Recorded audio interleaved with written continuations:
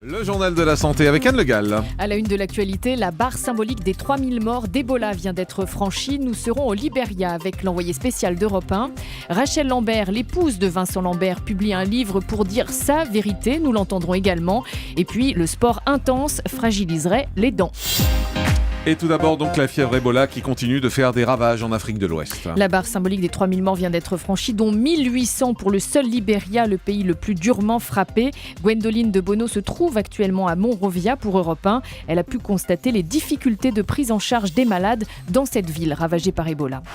Monrovia tient sur les nerfs. À l'entrée d'un des 3 centres de traitement d'Ebola, la sueur perle derrière le masque d'un volontaire de l'équipe médicale. Sous sa combinaison de plastique blanche, il entend des cris, ceux des familles qui exigent des nouvelles de leurs proches. Lui jure qu'à l'intérieur, il y a erreur, sa femme n'est pas malade. On n'a pas assez de lits, pas assez de temps, confie le volontaire. Une ambulance fonce à toute vitesse, tout le monde s'écarte et s'asperge de chlore. Ici, Ebola contamine aussi les esprits. Si la psychose est là, elle a ses paradoxes. Dans le bidonville de Slipway, on danse collé serré sous la tôle d'un débit de boisson. Des bières passent de main en main. Personne ici ne semble réaliser qu'Ebola risque fort de s'inviter à la fête. Gwendoline de Bono, envoyée spéciale d'Europe 1 au Libéria. Rachel Lambert, l'épouse de Vincent Lambert, publie un livre pour dire sa vérité. Ce livre sort aujourd'hui, 6 ans jour pour jour après l'accident de son mari, toujours dans le coma au CHU de Reims. Et c'est un livre intitulé « Vincent, parce que je l'aime, je veux le laisser partir ». Rachel Lambert était l'invitée de Thomas Soto ce matin sur Europe 1. C'est à la fois pour exprimer toutes les étapes par lesquelles on peut passer, mais c'est aussi raconter qu'avant l'affaire Lambert, il y a un homme et il y a une histoire d'amour. Et une famille, est-ce que c'est aussi pour laisser un témoignage à votre fille? Elle n'a pas connu son papa puisqu'elle avait 3 mois au moment de l'accident de Vincent Lambert. Ça compte dans votre démarche? Bien sûr, elle pourra voir qu'elle est issue de l'amour. Quel est son état de santé aujourd'hui à Vincent? C'est le même qu'hier, le même que demain, le même que dans 10 ans si on ne fait rien? Malheureusement, oui, son état de santé est stationnaire.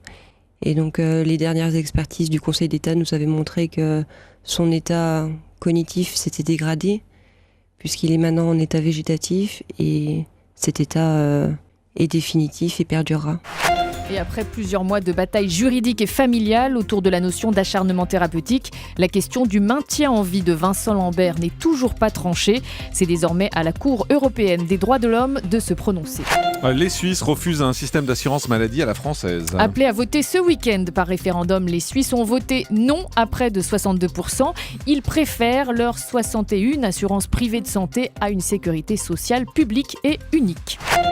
Et puis 80% des infarctus pourraient être évités sans médicaments. C'est ce qui ressort d'une grande étude suédoise menée pendant 11 ans sur 20 000 hommes de plus de 45 ans. Dans la grande majorité des cas, ne pas fumer, marcher 40 minutes par jour, manger des fruits et légumes pour garder la ligne avec un tour de taille de moins de 94 cm. Tout ça permet d'éviter 8 crises cardiaques sur 10. Et puis un généraliste retraité prend son vélo pour lutter contre les déserts médicaux. C'est le quotidien du médecin qui signale cette histoire. Après 37 ans à exercer la médecine générale, une femme généraliste du nord-est de la France part demain en retraite sans successeur. Du coup, elle compte parcourir 100 km à vélo entre Maubeuge et Charleville-Mézières pour alerter les élus et les patients sur la désertification.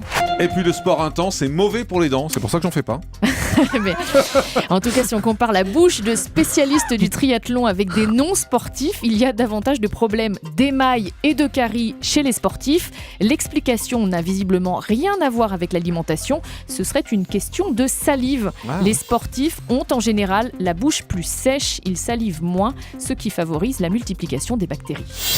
Allez, on termine avec le chiffre du jour. 11,7 milliards d'euros, c'est le déficit du régime général de la sécurité sociale pour 2014. C'est un déficit qui va au-delà des 10 milliards attendus. Merci Anne. Le grand direct des médias, Jean-Marc Morandini.